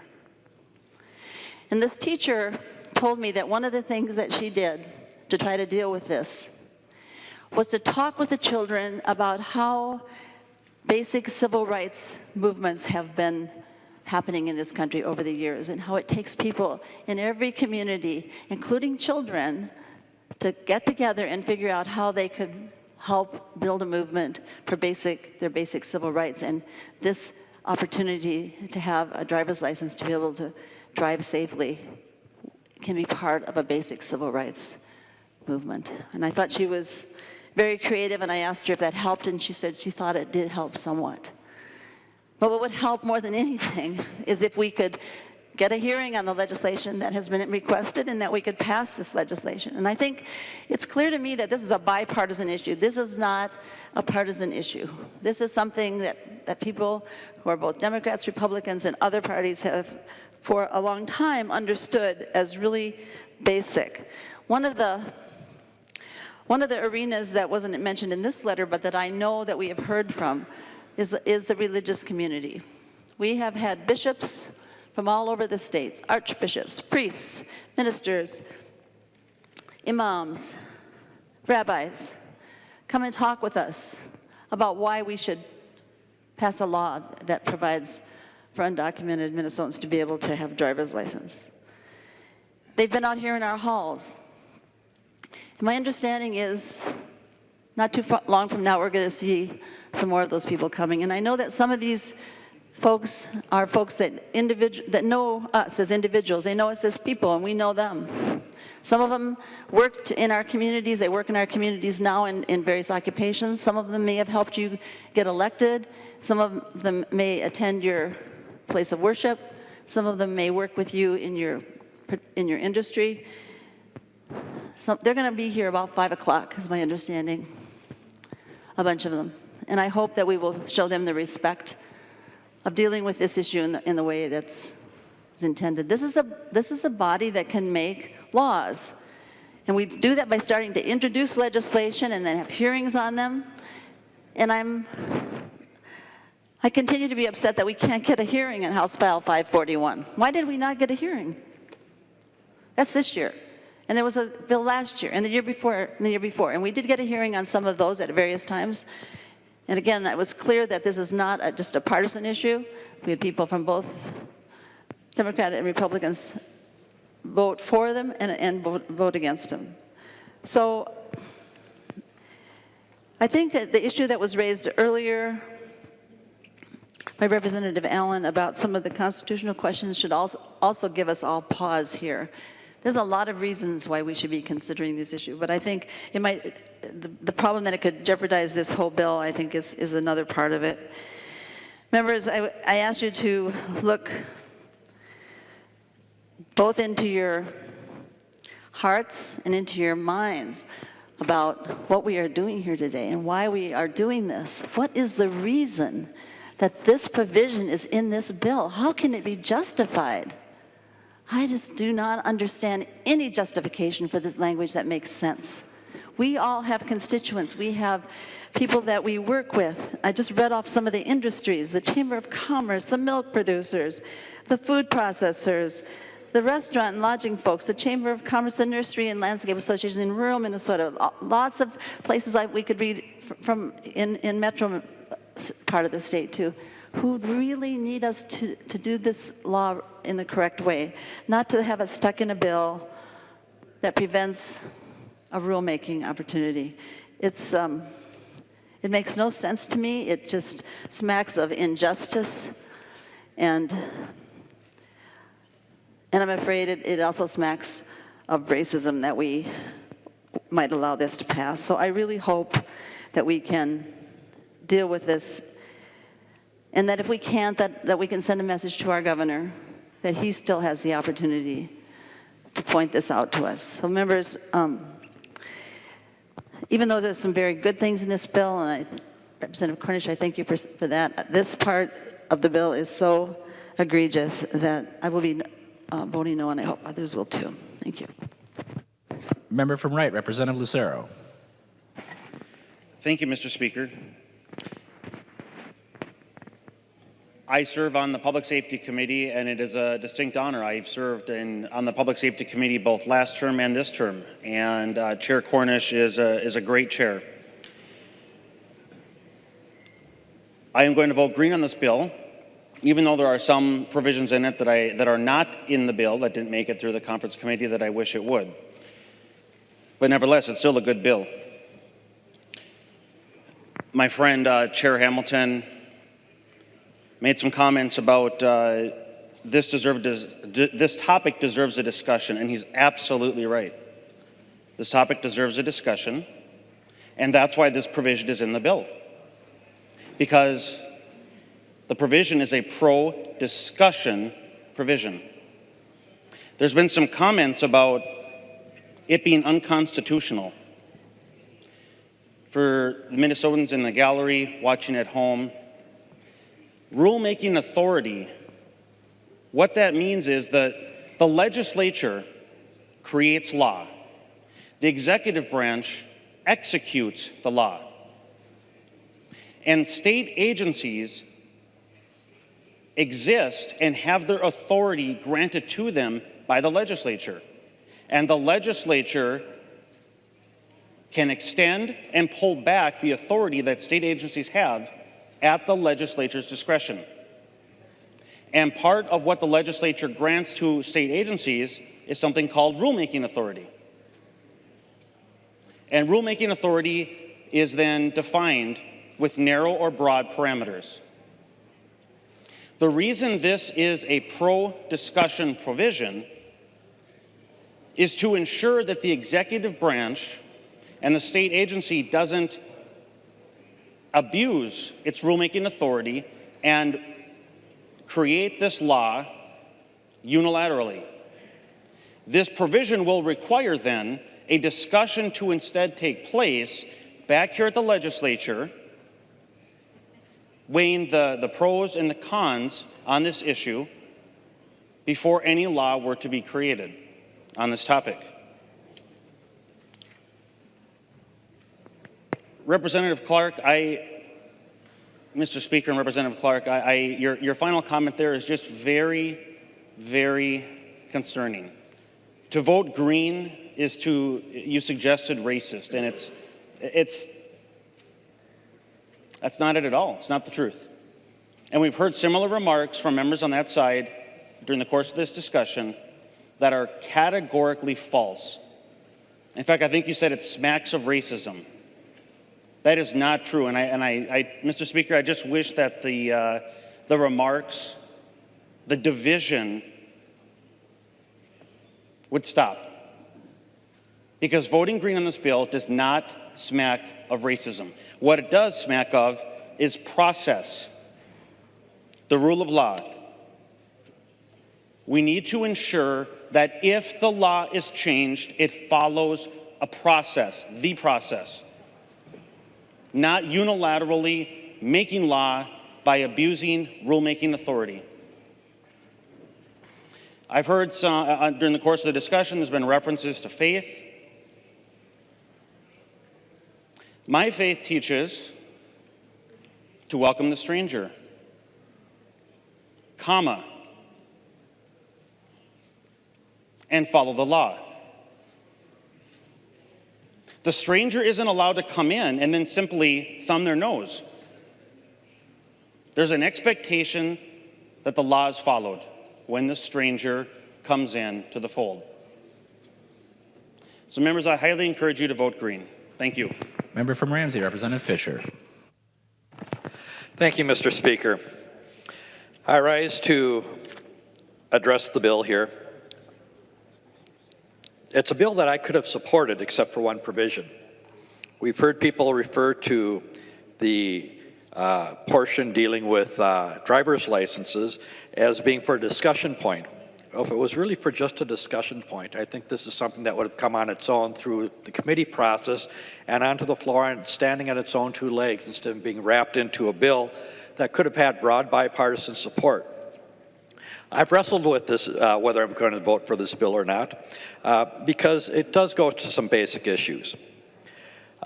We've heard people cite faith-based as we've taken a look at it. And I have a lot of faith-based communities in my district who are very concerned about this provision. The church that I go to every weekend has a large group of people who are immigrants, who are probably undocumented. They're my brothers and sisters in Christ. Our church has been working and supporting very much that we should be looking for a pathway to create a way for them to have driver's licenses because they're working here in our communities. They're part of our fabric. They're building our homes. They're providing services in our communities. Their children are going to school with our children. And I agree with Representative Hamilton. I think that what has really helped me decide my way I'm going to go on that is, as he's taken a look at it, this is a very important issue, is that while we've got overall bill I could vote for, there's one issue that is really causing a lot of divisiveness that if it wasn't here, we could have come together on. And as a result, that is why I'm going to be voting no on that, is because of this one provision. I support, there's some other provisions in here I could hold my nose on and still vote for the bill, but because of this, I cannot. That does not mean I don't support funding the courts. That does not mean I don't support making our community safer, but there may be some out there who are going to try to portray it as that. And I think that's kind of frustrating. I think that's what the real objective of this provision is there, is to try to divide us. And that's the problem. We should be looking for ways to come together and address this instead of trying to pull us apart. So at this point, I'm looking at joining Representative Hamilton and voting against this bill. Member from Anoka, Representative Bernardi. Thank you, Mr. Speaker. I rise today to help represent my community and have a voice for the people who often don't have a voice down here because they're living in the margins, they're living in the shadows of our communities, but they are our neighbors, they're our friends, they're our children's parents at school. They're our children's friends' parents who they go to school with or have gone to school with. So I rise today to speak for all the residents of my community, not just the residents that have legal status in Minnesota. Immigrants are a major part of our state. In fact, my relatives came from Europe to Minnesota. It was my great-grandparents. They came from Germany and Denmark and Luxembourg and Bohemia. You know, and a lot of these immigrants that came over actually got federal subsidies to immigrate here. And this land was solely inhabited by our indigenous people of Minnesota. This was their home. Our immigrants have made important contributions to our economy, our culture, and our social life. And for years in Minnesota, they have been able to drive and have a driver's license in Minnesota. This is important, and it wasn't until the early 2000s when Governor Pawlenty mixed up immigration with driver's license issue that people who did not have legal status could no longer get a driver's license. You know, Minnesota has a long tradition of people having driver's license, and that's been for good reasons. All Minnesotans, they can say it's for the common good. They can safely and legally drive in Minnesota on our roadways. If everybody in Minnesota who's of legal driving age can actually get a driver's license, it improves the public safety. What it means is that all Minnesotans would need to prove their identity, would need to show residency, pass a driver's test, and secure insurance. Now, in my community, I think that's a very important public safety factor, is that everyone has gone through this who is on our roadways. And when law enforcement, it helps them to be able to identify someone they're dealing with, and like I said, increases the number of people who have insurance. But now, some legislators in our body are intent on letting Minnesota immigrants and refugees know that having lawful status is more important than ensuring the safety of all Minnesotans. This is wrong-headed, and I believe wrong-hearted. This approach flies in the face of Minnesota's values. We are a state that values, and we're a state that are made up of family, friends, neighbors, of our colleagues, congregants, of teachers, of students, of employers, and workers. Minnesota values, not immigration politics, should define who is a Minnesotan. And for that reason, I'm going to be voting no on this bill. We need a clean public safety bill. Member from Hennepin, Representative Slocum. Thank you, Mr. Speaker. Oh, Representative Hamilton isn't there. My friend Rod is not there. I was going to tell him that anytime he needs help standing up, I will help him. And I've offered before. I've served with him for a number of years, and quite frankly, I think he's got a golden heart. And I really respect him on a number of issues, especially this one. In Richfield, where I live, my neighbors are Latinos. And we have signs up that say everyone is welcome here. And we have Latino members of the city boards and commissions. And we reach out in the schools as best we can, whether they're documented or undocumented. And I have had students that I've had in class that have crumbled in tears, sobbing, because their parents have been taken. And they don't know when they're going to see them, and their parents are locked up, and things are not good. And I give them the phone number for the Immigration Law Center, and I give them Klobuchar's, Senator Klobuchar's and Senator Franken's number, and there really isn't much hope of having it all cleared up. We need to come together federally on this issue, although I don't see much hope there either. But this I couldn't possibly vote for in good conscience. Though I gotta tell you, I also tend to kind of like Cornish's bills. He does a good job with violence against women and domestic violence. And other than his little gun stuff, I can generally be with him. So, you know, he's a good guy too. But I can't vote with you this bill. I can't do it in good conscience. I feel the tears of those kids on my shoulders. I feel the conversations with my neighbors. Can't do it. Can't do it. Thank you.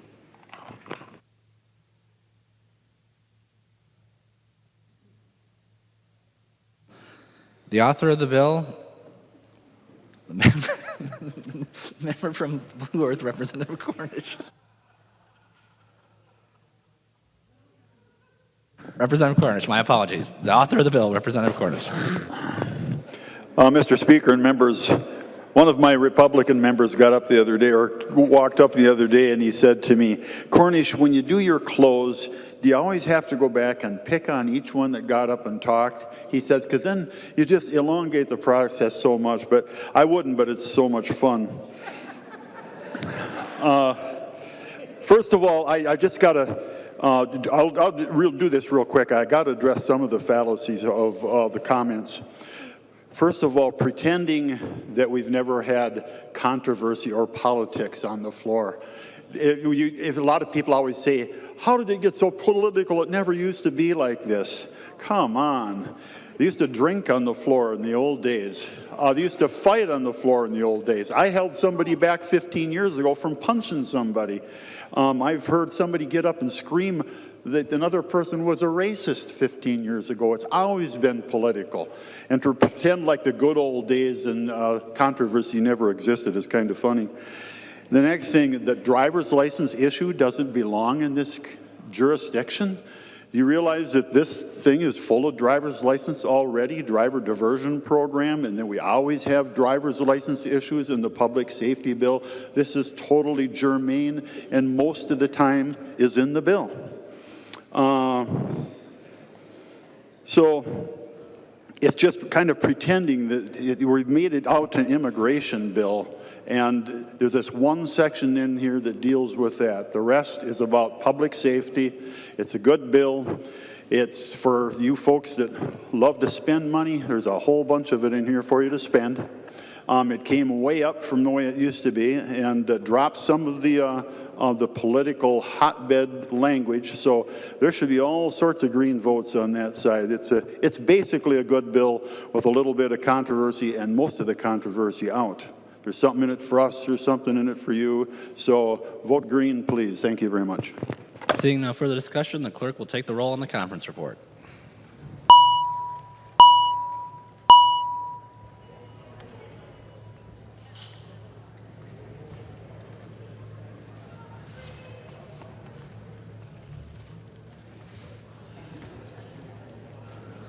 Members, please vote.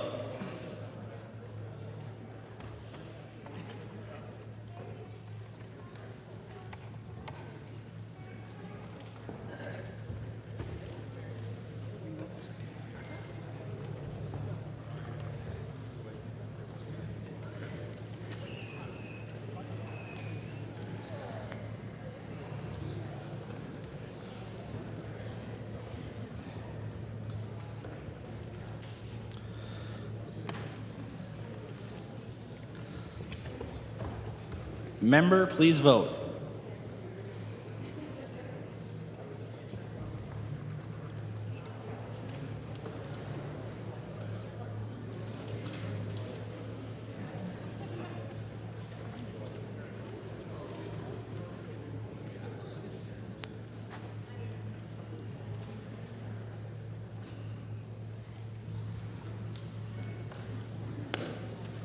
The clerk will close the roll.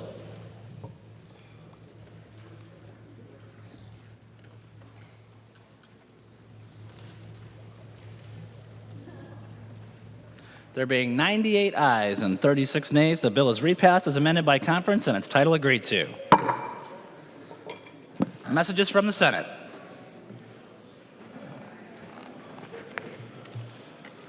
Message from the Senate. This is the Loonan motion. Mr. Speaker, I hereby announce that the Senate refuses to adopt the conference committee report on House File Number 1443, an act relating to commerce. The Senate requests that House File Number 1443 be returned to the conference committee as formally constituted. The message is signed Cal R. Loonan, Secretary of the Senate. Loonan moved that the vote whereby House File Number 1443, as amended by conference, was repassed on Saturday, May 20th, 2017, be now reconsidered. Member from Scott, Representative Loonan. Thank you, Mr. Speaker. That is my motion. Seeing no discussion, all those in favor, please signify by saying aye. Opposed, say nay. Motion prevails. Loonan moves that the vote whereby the report of the Conference Committee on House File Number 1443 was adopted on Saturday, May 20th, 2017, be now reconsidered. Member from Scott, Representative Loonan. Mr. Speaker, that's my motion. Seeing no discussion, all those in favor, please signify. Member from Blue Earth, Representative Considine. Why, thank you, Mr. Speaker. Representative Loonan, would you please remind the body exactly what it is we're voting on? Member from Scott, Representative Loonan. Members, this is the insurance fraud bill to give a little more teeth to the Commerce Department, allow them to order and serve warrants, and also to now make it a crime not only to commit insurance fraud, but to attempt to. Member from Hennepin, Representative Hillstrom. Thank you, Mr. Speaker and members. I was on this conference committee. It passed this body without controversy. The Senate was concerned that attempted wasn't clearly defined in the proposal, although it is clearly defined in the criminal statute. So this will come back with a cross-reference to the attempt statute. Seeing no discussion, all those in favor of the motion, please signify by saying aye. Opposed, say nay. Motion prevails. Loonan moves that House File Number 1443 be returned to the Conference Committee. Representative Loonan. Mr. Speaker, that also would be my motion. Discussion. Seeing none, all those in favor, please signify by saying aye. Opposed, say nay. The motion prevails. Member from Sherburne, Representative Newberg. Thank you, Mr. Speaker. I rise to a point of personal privilege. State your point of personal privilege. Mr. Speaker, thank you, members and folks at home.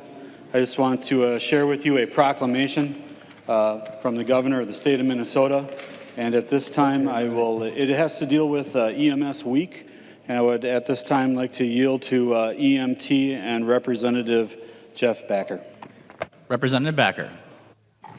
Mr. Speaker and members, whereas providing emergency medical service, EMS, is critical public service, and whereas EMS teams in Minnesota includes emergency physicians, physician's assistants, nurses, paramedics, emergency medical technicians, emergency medical responders, firefighters, law enforcement, emergency medical dispatchers, educators, and administrators, and whereas the lead agency for EMS in Minnesota is the Emergency Medical Service Regulatory Board, and whereas members of the EMS teams, many of them volunteers, are ready to provide life-saving care to those in need 24 hours a day, 7 days a week. And Mr. Speaker, I turn this over, yield to Representative Newberger and paramedic. Representative Newberger. Thank you, Mr. Speaker. And whereas access to quality emergency care dramatically improves the survival and recovery rates of those who experience sudden illness or injury, and whereas injury prevention and the appropriate use of the EMS system will help reduce healthcare costs, and whereas the state of Minnesota recognizes the dedication and the service of EMS providers. Now, therefore, our Governor, Mark Dayton, does hereby proclaim the week of May 21st to the 27th, 2017 as Emergency Medical Services Week. Thank you, members. And members, as we sit here today, as we work through all of these bills, please reach out to your local ambulance services, your firefighters, those folks that are in your district. If you've got their email address, shoot them an email tonight, give them a phone call, and tell them thank you. And with that, members, Mr. Speaker, I'd like to say thank you for the time. Member from Ramsey, Representative Lesh. Thank you, Mr. Speaker. Members, I have in front of me here a House resolution recognizing May 20th, 2017 as Penumbra Theater Day. The resolution begins, whereas Penumbra Theater was founded in 1976 by artistic director Lou Bellamy to create a forum for African American voices in their local theater community. And, Mr. Speaker, I yield to Representative Flanagan. Member from Hennepin, Representative Flanagan. Thank you, Mr. Speaker. And whereas throughout the past 40 years, the Penumbra Theater has truly lived up to its mission of presenting artistically excellent productions depicting emotional, relevant, and valuable experience from an African American perspective, and is the sole African American theater in Minnesota and one of only 3 in the nation. And I yield to Representative Omar. Member from Hennepin, Representative Omar. Thank you, Speaker. Whereas the Penumbra has provided a venue for playwrights, helping to launch Pulitzer Prize winners August Wilson, among many others, as well as production that have inspired us all. And Speaker, I yield to Representative Lee. Member from Hennepin, Representative Lee. Thank you, Mr. Speaker. Whereas the Penumbra is an active member of the Selby-Dale community, serving as educator, employer, and model for the community, whose stories are told through their productions. And Mr. Speaker, I yield to Representative May Quaid. Member from Dakota, Representative May Quaid. Thank you, Mr. Speaker. And whereas the Penumbra's recent change in leadership from Lou Bellamy to his daughter Sarah Bellamy shows the family's commitment not only to the art of theater production, but to continue to offer shows that provide a spirit of community to St. Paul and beyond, and is a beloved local as well as national institution. Now, therefore, and Mr. Speaker, I would like to yield to Representative Lesh. Member from Ramsey, Representative Lesh. Be it resolved by the Committee on Rules and Legislative Administration of the House of Representatives of the State of Minnesota that it recognizes May 20th, 2017 as Penumbra Theater Day. Signed, Kurt Dowd, Speaker of the House, Joyce Pepin, Chair, Rules and Legislative Administration, and Representative John Lesh. Members, thank you for this time. This is an institution, not just in St. Paul, but within our state, nationally renowned, and thank you for the time in recognizing this important institution. Thank you, Representative Lesh. Member from Hennepin, Majority Leader Pepin. Thank you, Mr. Speaker. Mr. Speaker, I move that when the House adjourn today, it adjourn until 12 noon, Tuesday, February 20th, 2018.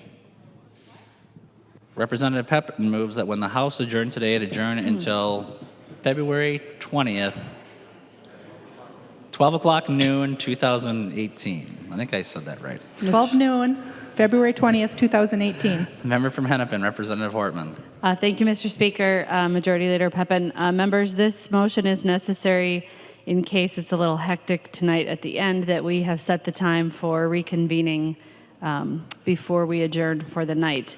If there is a special session, that is a different issue that would be discussed later. Seeing no further discussion, all those in favor of setting the time for adjournment, please signify by saying aye. Opposed, say nay. The motion prevails. Member from Hennepin, Representative Pepin. I move a recess to the call of the chair. Representative Pepin moves a recess to the call of the chair. Member from Hennepin, Representative Hortman. Thank you, Mr. Speaker. Representative Pepin, do you have any idea how long the recess will be? Majority Leader Pepin. Thank you, Mr. Speaker and Representative Hortman. I don't. We will keep you posted. I'll make sure that you or your staff know ASAP. Of course, we're waiting for more bills to come through, and I will do my best to keep you posted. Member for Hennepin, Representative Hortman.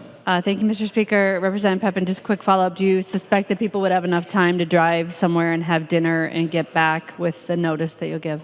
Representative Pepin. Thank you, Mr. Speaker and Representative Hortman. I think there would be time for that. Okay, thank you.